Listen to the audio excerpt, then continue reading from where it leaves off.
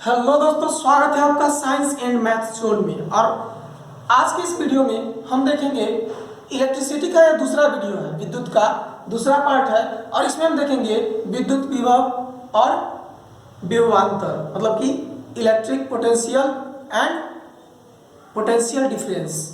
यहाँ पर विद्युत विभव और विभवांतर को हम इस तरह से समझ लेंगे कि आपको रटना नहीं पड़ेगा। मेरे द्वारा बनाए गए जो भी वीडियोज होंगे आप ध्यान से उसको देखिए, आपको रटने की जरूरत नहीं पड़ेगी। आपको वीडियो देखते देखते ही बहुत सारी बातें याद हो जाएंगी। मैं बहुत ज़्यादा डिटेल में पढ़ाऊंगा तो आपको बहुत सारी बातें याद रहेंगी। उससे क्या होगा कि अगर छोटे छोटे पॉइंट्स परीक्षा में बनेंगे तो आप आसानी से बना देंगे उसे। यहाँ पर जो न्यूमेरिकल्स बनते हैं, सूत्र क्या होता है इसका, इन सब बातों की भी चर्चा होगी।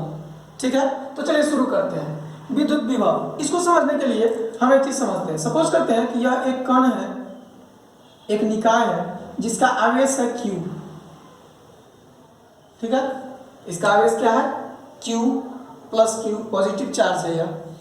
अब हम बात करते हैं कि कहीं से किसी बिंदु से हम Q आवेश को, किसको, Q आवेश को इधर की ओर लाते हैं, इस बिंदु पर लाते हैं। सपोज करते हैं यह बिंदु P है। ठीक है, तो ये भी प्लस में है, ये भी प्लस में है। आप सामान्य नियम समझते हैं, आपको बताया गया है पिछली वीडियो में कि अगर दो धनात्मक धनावेशित कण है तो एक दूसरे को क्या करेंगे, प्रतिकर्षित करेंगे, दूर हटाएंगे। यहाँ पर विद्युत बल दोनों के बीच जो होगा वो क्या करेगा, प्रतिकर्षित करेगा, इसको धकेलेगा उधर। तो ये प्लस वाला है और यहाँ भी पॉजिटिव चार्ज है, तो ये अगर इधर आएगा तो नियम क्या कहता है कि इसको ये जो है उधर की ओर धकेलेगा, बल किधर लगेगा, उधर की ओर। लेकिन हम ला किधर रहे हैं, इधर। तो बल के विपरीत दिशा में कार्य करना है अगर हमको, तो हमको भी तो बल लगाना होगा ना। तो इधर लाने के लिए हम बल लगाएंगे। ठीक है, तो हम यहाँ बल लगा रहे हैं और हमने यहाँ से Q आवेश को यहाँ तक लाया।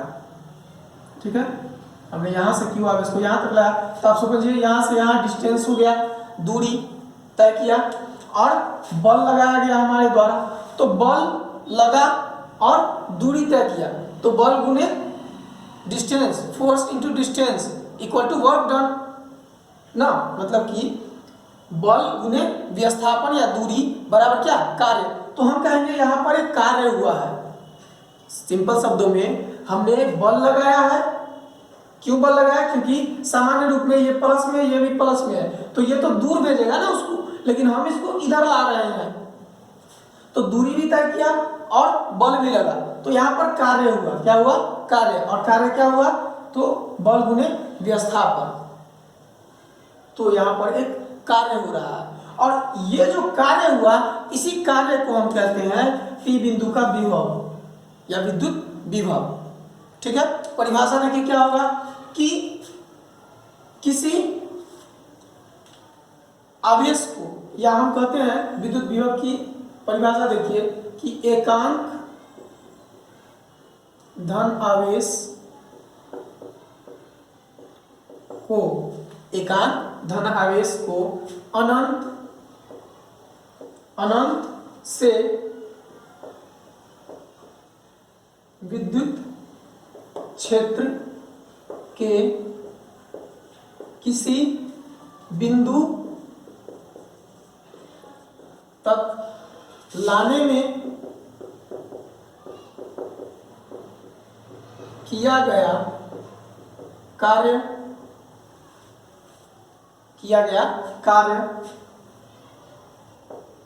विद्युत विभव कहलाता है। ठीक है, मतलब कि किसी आवेश को हम अनंत से धन आवेश को किसी विद्युतीय क्षेत्र में लाते हैं। ठीक, तो वहां पर हम क्या कर रहे हैं, कार्य कर रहे हैं, और वही कार्य क्या है, विद्युत विभव है। वही कार्य क्या है, विद्युत विभव है। ठीक है, अब बात करेंगे विद्युत विभव का मान। अगर देखें हम तो यहाँ पर सपोज कीजिए कि यहाँ पर हमने एक कार्य किया है और लाया किसको है, आवेश को। तो विद्युत विभव, यहाँ पर विद्युत विभव बराबर क्या हो जाएगा, कार्य बटा आवेश, मतलब कि वर्क बाय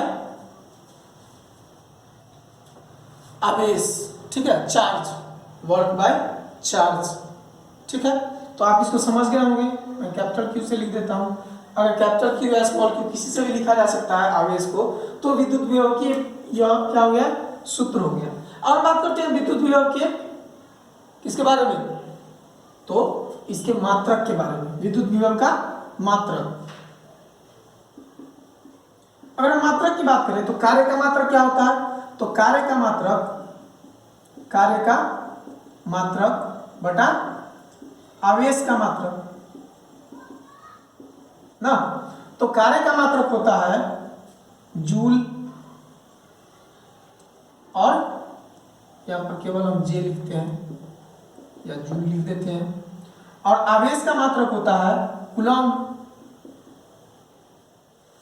ठीक है, तो इसको हम लिख सकते हैं जूल प्रति कूलम्ब, या इसी को लिखा जा सकता है जूल इंटू कूलम्ब की पावर -1। ठीक है, तो ये हो गया मात्रक किसका, विद्युत विभव का, विद्युत विभव का। अब बात करें विद्युत विभव की एसआई मात्रा की, तो अलेक्जेंड्रो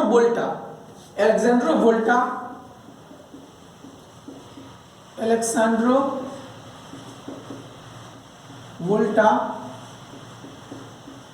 के सम्मान में विद्युत विभव का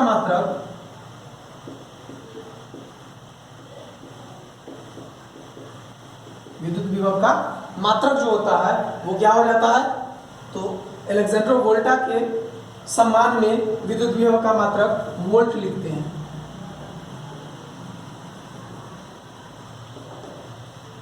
विद्युत विभव का एसआई मात्रक, ठीक है, विद्युत विभव का एसआई मात्रक वोल्ट। ठीक है, अब आगे देखिए, इसी में समझते हैं कि 1 वोल्ट बराबर क्या हो जाएगा, 1 वोल्ट बराबर क्या हो जाएगा, तो 1 जूल बटा 1 कूलम्ब, 1 जूल बटा 1 कूलम्ब, मतलब कि 1 कूलम्ब को अनंत से किसी बिंदु तक लाने में 1 जूल कार्य करेंगे, मतलब कि वहां पर कितना विभव हुआ, 1 वोल्ट विभव हुआ। ठीक है, अगर आपसे पूछे कि 1 वोल्ट का परिभाषा क्या होगा, 1 वोल्ट का परिभाषा क्या होगा, तो 1 कूलम्ब आवेश को लाने में जब हम 1 जूल कार्य करते हैं तो वह क्या होता है, 1 वोल्ट के बराबर होता है। या फिर 1 जूल कार्य करके जब हम 1 कूलम्ब आवेश को कहीं से किसी बिंदु, अनंत से किसी बिंदु पर लाते हैं तो हम कितना कार्य करते हैं, या वहां पर विभव क्या होता है, 1 वोल्ट के बराबर होता है। क्लियर हो गया। तो चलिए, आपने वोल्ट को समझ लिया है। अब बात करते हैं विभवांतर का। क्या है, विभवांतर। तो हमने देखा कि अनंत से जब किसी बिंदु तक हम लाते हैं, अनंत से किसी बिंदु तक जब हम चार्ज को लाते हैं, धनावेश को लाते हैं, तब जो कार्य होता है उसे कहते हैं विद्युत विभव। जबकि 2 बिंदुओं पर हम देखें, अगर हम यहाँ पर ले लें, ये बिंदु A है और ये बिंदु B है, तो अगर हम B बिंदु से एक प्लस आवेश को A बिंदु तक लाते हैं तो हम कहेंगे कि यह कार्य जो होगा, यहाँ जो कार्य होगा वह होगा विभवांतर। ठीक है, या आप नाम से भी समझ सकते हैं। हम थोड़ा सा लिखते हैं, आप इसको लिख लीजिए या स्क्रीनशॉट लीजिए, हम मिटाते हैं इसको। चलिए अब विभवांतर को समझते हैं, पोटेंशियल डिफरेंस। सपोज करते हैं कि यहाँ पर ये बिंदु A है और ये बिंदु B है, दोनों का अपना अपना विभव है। ठीक, तो दोनों के विभव मान लेते हैं यहाँ 5 वोल्ट है और इसका विभव है 10 वोल्ट, तो दोनों के विभव का जो अंतर होगा उसी को हम क्या कहेंगे, विभवांतर कहेंगे, है ना। विभव अंतर मतलब कि 2 बिंदुओं के विभवों का अंतर विभवांतर कहलाता है। ठीक है, 2 बिंदुओं के बीच के विभव का जो अंतर होगा उसी को हम क्या कहेंगे, विभवांतर कहेंगे। ठीक है, या एक परिभाषा और कह सकते हैं कि किसी बिंदु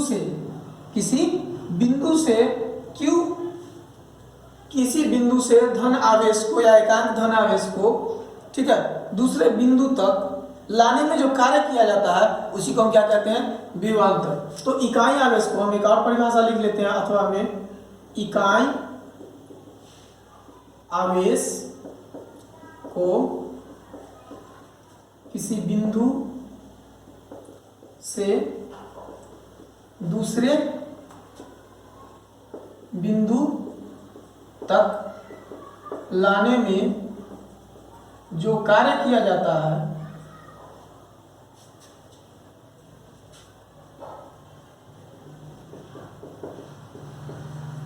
उसे कार्य किया जाता है उसे क्या कहते हैं? विभवांतर। ठीक है, उसे क्या कहते हैं? विभवांतर कहते हैं। समझ गया? विभवांतर को हम वोल्टेज भी कहते हैं। वोल्टेज आपने ज्यादा बार सुना होगा। चलिए अब यहाँ पर ध्यान दीजिएगा कि यहाँ पर एक बिंदु है। अब यहाँ से हम यहाँ तक ला रहे हैं किसी आवेश को, तो कार्य तो होगा ना, क्योंकि यहाँ पर भी तो आवेश होगा।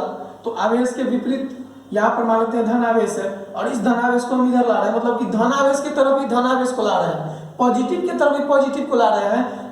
जबकि ये क्या करेगा? उसको उधर धकेलेगा। तो उसको जब इधर ला रहे हैं तो बल लगाएंगे, दूरी तय करेगा तो कार्य होगा। तो उस कार्य को क्या कहेंगे? विभवांतर कहेंगे। ठीक है, तो इसको हम कह सकते हैं कि विभवांतर V इक्वल टू क्या हो जाएगा? VB या VA माइनस VB, मतलब यहाँ का विभव और यहाँ का विभव, दोनों बिंदुओं के विभव का अंतर ही क्या है? विभवांतर है। या इसको इस तरह से भी लिखते हैं हम W/Q। ठीक है, तो इस सूत्र से भी प्राप्त हो सकता है। तो अब विभवांतर को समझ गए। अब हम बात करते हैं धारा की दिशा। धारा की दिशा किसी अगले वीडियो में, मतलब इसके बाद वाला जो वीडियो होगा उसमें देखेंगे। हम देखेंगे कि किसी सर्किट में करंट प्रवाहित कैसे होता है, विद्युत प्रवाहित कैसे होती है। तो चलिए हम समझाते हैं आपको। इसको मिटा रहे हैं हम, ये इंपॉर्टेंट पॉइंट होगा। अब सपोज कीजिए कि यहाँ पर एक पॉजिटिव चार्ज है। ठीक है, यहाँ पर पॉजिटिव चार्ज है और यहाँ पर निगेटिव चार्ज है।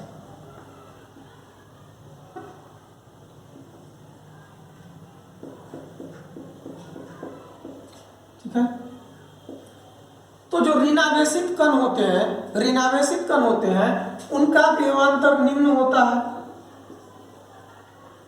उनका विभव क्या होता है? निम्न होता है। जबकि जो पॉजिटिव वाले चार्ज होते हैं, धन चार्ज होते हैं, धन आवेश होते हैं, उनका विभव उच्च विभव होता है। ठीक है, आप ध्यान दीजिए, उच्च विभव और निम्न विभव। आप सपोज कीजिए कि अगर एक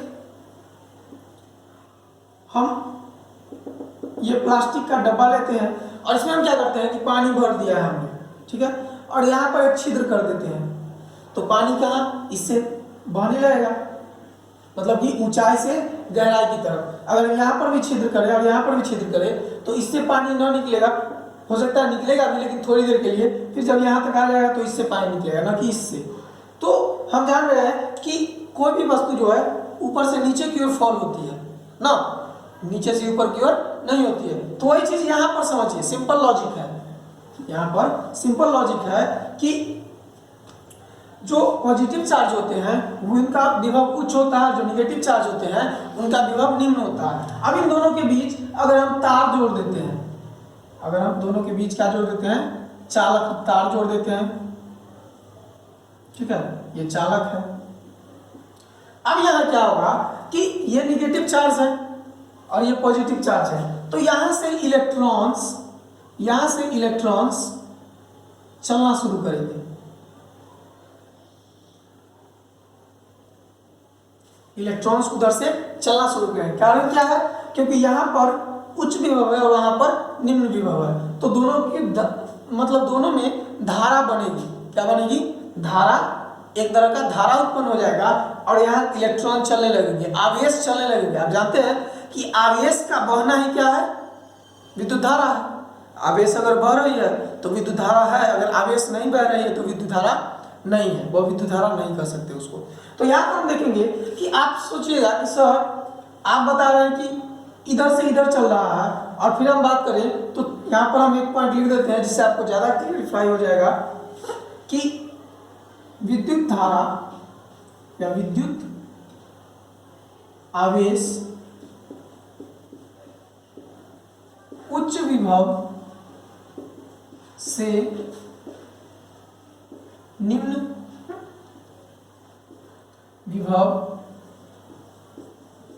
की ओर